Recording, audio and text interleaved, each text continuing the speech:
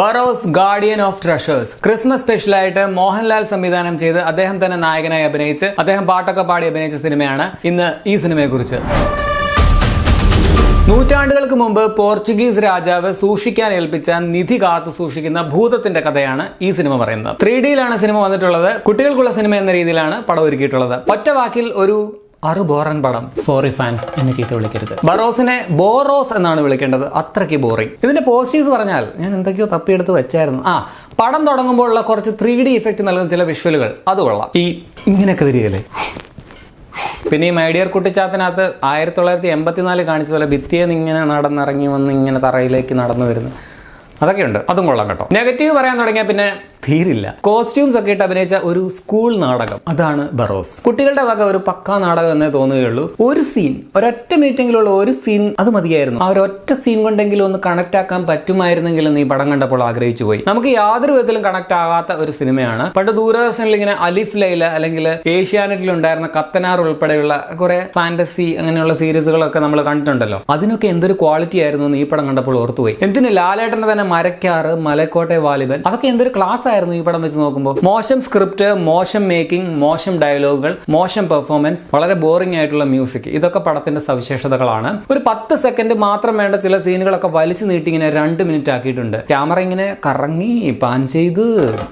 ഒന്നാമത് ലാലേട്ടൻ ഈ ചരിത്ര ക്യാരക്ടേഴ്സ് അല്ലെങ്കിൽ ഇതുപോലെയുള്ള ഭൂതം ആൻഡ് ഫാന്റസി കഥാപാത്രങ്ങൾ ഇതൊന്നും ചേരില്ലെന്ന് നാട്ടിൽ തന്നെ ഒരു ടോക്കുണ്ട്. വിരോധികൾ പറയുന്നതാണ്, ഞാൻ പറഞ്ഞല്ല കേട്ടോ. അതിനെ അടിവരെ ഇട്ട് ഉറപ്പിക്കുന്ന രീതിയിലാണ് ഇതിലെ ബറോസ് എന്ന ഭൂതം കഥാപാത്രം ഉള്ളതും. തുടക്കവും ഇൻട്രോ ഒക്കെ കണ്ടപ്പോൾ ഞാൻ എന്തൊക്കെയോ പ്രതീക്ഷിച്ചിരുന്നു നല്ലത് വരുമെന്ന്, പക്ഷേ അതോടെ തീർന്നു. മായ റാവു വെസ്റ്റ് എന്നൊരു കുട്ടിയാണ് ഇതിലെ ഇസബെല്ല എന്ന ക്യാരക്ടർ ചെയ്തിരിക്കുന്നത്. വളരെ ക്ലീഷേ ആയിട്ടുള്ള വെറുപ്പിക്കലായിട്ടുള്ള ഒരു കഥാപാത്രമായിരുന്നു. പെർഫോമൻസും അങ്ങനെ തന്നെ. ലിപ്സിംഗ് ഒക്കെ ആണെങ്കിൽ പരമശോകം. കൽക്കിയിലെ ബുജി പോലെ ഇതിനകത്തൊരു ചകിരി കൊണ്ടുള്ള ഒരു സംസാരിക്കുന്ന പാവയുണ്ട്. അത് അതിൻ്റെതായ രീതിയിൽ വേറെ വെറുപ്പിച്ചുകൊണ്ടിരിക്കുന്നു. നമുക്കറിയാവുന്ന വേറെ ഒരു താരം എന്ന് പറയാനുള്ളത് ഗുരു സോമസുന്ദരമാണ്. ഒരു ഓവർ ആക്ടിംഗ് പോലീസ് റോളിൽ പുള്ളി നല്ല ബോറായിരുന്നു. ഒരു മലയാളം പറയുന്ന ആഫ്രിക്കക്കാരി ദുർമന്ത്രവാദിനിയൊക്കെ ഉണ്ട്. അവർ ഈ സംഭവങ്ങൾക്കിടയിൽ എന്തൊക്കെയോ പുലമ്പിക്കൊണ്ട് ഡാൻസ് കളിക്കുന്നു, ആ മാന്ത്രിക മിററിൽ നോക്കി റീൽസ് എടുക്കുന്നു. എന്തുവായി കൊച്ചു കേരളത്തിലെ തിയേറ്റർ നടക്കുന്നത്. പിന്നെ ആ നായിക പെങ്കൊച്ചിന്റെ അപ്പനായിട്ട് വന്ന നടൻ പേര് ടുഹിൻ മേനോൻ എന്നാണ് ഞാൻ കണ്ടത് നെറ്റിൽ നോക്കിയപ്പോൾ. വിജയ് മേനോനാണ് പുള്ളിക്ക് ഡബ് ചെയ്തിരിക്കുന്നത്. നമ്മുടെ ഇംഗ്ലീഷ് മലയാളം മിക്സ് ചെയ്ത് പറയത്തില്ലേ.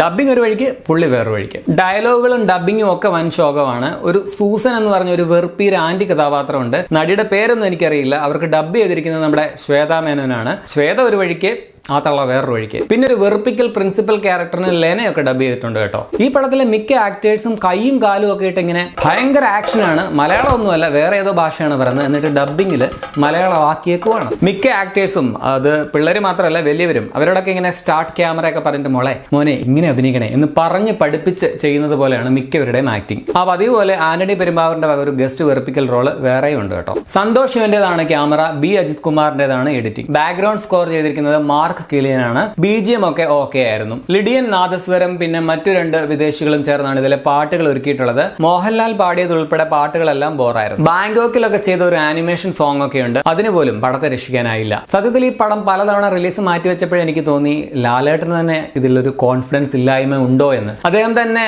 പലതവണ മിനുക്കി എടുത്ത് ഇങ്ങനെ റിലീസ് നീട്ടി മാക്സിമം കുറ്റമില്ലാതാക്കാനായിട്ട് ശ്രമിച്ചതും കണ്ടാണ്. പക്ഷെ വിജയിച്ചില്ല.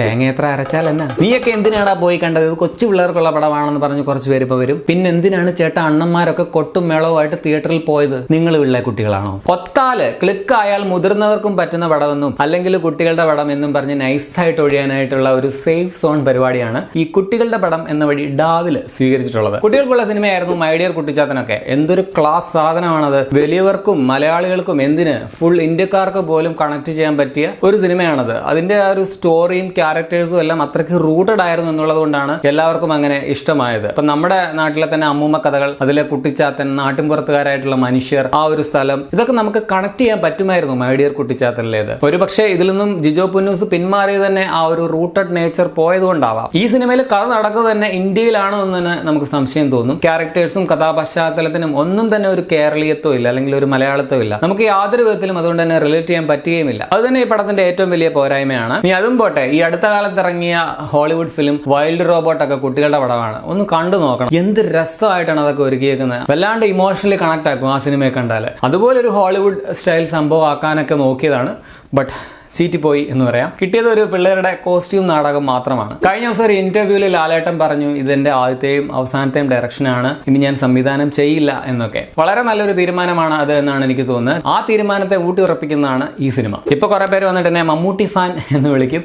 കഴിഞ്ഞ കൊല്ലം എന്നെ മമ്മൂട്ടി ഫാൻസ് ഒന്ന് മോഹൻലാൽ ഫാൻ എന്ന് വിളിച്ചായിരുന്നു. എന്റെ സഹോ, ഇതിപ്പോൾ മമ്മൂട്ടി ചെയ്താലും മോഹൻലാൽ ചെയ്താലും പടം മോശമാണെങ്കിൽ ഞാൻ മോശമാണെന്ന് പറയും, നല്ലതാണെങ്കിൽ നല്ലതാണെന്ന് പറയും. ഞാൻ താരങ്ങളുടെ അല്ല, നല്ല സിനിമകളുടെ ഫാനാണ്. അങ്ങനെ എന്തായാലും ഈ ക്രിസ്മസിന് ക്രിസ്മസ് പപ്പയല്ല, പകരം വന്നത് ബറോസ് പപ്പയാണ്. ക്രിസ്മസിന് പടക്കം പൊട്ടിക്കാത്തവർക്ക് തിയേറ്ററിൽ തന്നെ ലാലേട്ടന്റെ വക ഒരു പടക്കമാണ് ബറോസ്. പറയാൻ പറ്റില്ല, ചിലർക്ക് ഇത് ഗംഭീര സിനിമയായിട്ട് തോന്നാം. എനിക്ക് മനസ്സിലാക്കാൻ പറ്റാത്ത ഒരു പക്ഷേ 100 കണക്കിന് അർത്ഥങ്ങൾ ഈ പടത്തിൽ നിന്ന് മനസ്സിലാക്കാൻ പറ്റുന്ന പണ്ഡിതർ വേറെ ഉണ്ടാകും. സോറി, എന്റെ ചെറിയ ബുദ്ധിക്ക് ഈ സിനിമ വർക്കായില്ല എന്നുള്ളതാണ് സത്യം. 2024 ഒരുപാട് മികച്ച മലയാള സിനിമകൾ പുറത്തിറങ്ങിയ നമ്മുടെ ഇൻഡസ്ട്രിയെ ലോകം മുഴുവൻ അടയാളപ്പെടുത്തിയ ഒരു വർഷമാണ്. അതിനിടയ്ക്ക് കണ്ണു തട്ടാതിരിക്കാൻ വേണ്ടി വന്ന ഒരു സാധനമാണിതെന്നാണ് എനിക്ക് തോന്നിയത്. എനിക്കിതൊരു തല്ലിപ്പൊളി പടമായിട്ടാണ് ഫീൽ ചെയ്തത്. ഫാൻസ് വന്നിപ്പോൾ എന്നെ തെറി വിളിക്കും, എനിക്കറിയാം. പക്ഷെ സത്യത്തെ നിധി കാക്കുന്നത് പോലെ ഒരു ഭൂതത്തിനും കാക്കാൻ പറ്റില്ല. അതൊടുവിൽ പുറത്തു വരും. ഞാൻ പറഞ്ഞില്ലെങ്കിൽ വേറെ ആരെങ്കിലും ഇത് പറയും, ഷുവർ. ഈ വർഷം മലയാള സിനിമയ്ക്ക് മികച്ചതായിരുന്നെങ്കിലും ലാലേട്ടൻ ഇതൊരു മോശം വർഷമായിരുന്നു. വർഷാദ്യം വാലിബനിൽ തുടങ്ങി അവസാനം വന്നപ്പോൾ ബാറോസിൽ ആ ഒരു മോശം കാലം അവസാനിച്ചു എന്ന് കരുതാം. അടുത്ത വർഷം 2025 തുടക്കം എന്ന സിനിമ അദ്ദേഹത്തിന് മികച്ച തുടക്കമാവട്ടെ എന്ന് ആശംസിക്കുന്നു. അതിന്റെ ആ ഒരു പോസ്റ്ററും ലുക്കും ഒക്കെ കണ്ടപ്പോൾ തന്നെ ഒരു പ്രതീക്ഷയുണ്ട്. അദ്ദേഹത്തിൽ നിന്ന് നമ്മൾ ആഗ്രഹിക്കുന്നതും കുറച്ച് റൂട്ടഡ് ആയിട്ടുള്ള പടങ്ങളും ക്യാരക്ടേഴ്സും ഒക്കെയാണ്. All the best. അപ്പോൾ ഈ സിനിമ നിങ്ങൾ തിയേറ്റർ കണ്ടിട്ടുള്ളവരാണെങ്കിൽ നിങ്ങളുടെ അഭിപ്രായം കമന്റിൽ രേഖപ്പെടുത്തുമല്ലോ. ശരിയെന്നാ, ഹാപ്പി ക്രിസ്മസ്. എന്റെ ക്രിസ്മസിന് ഹാപ്പിയൊക്കെ ബറോസ് കൊണ്ടുപോയി.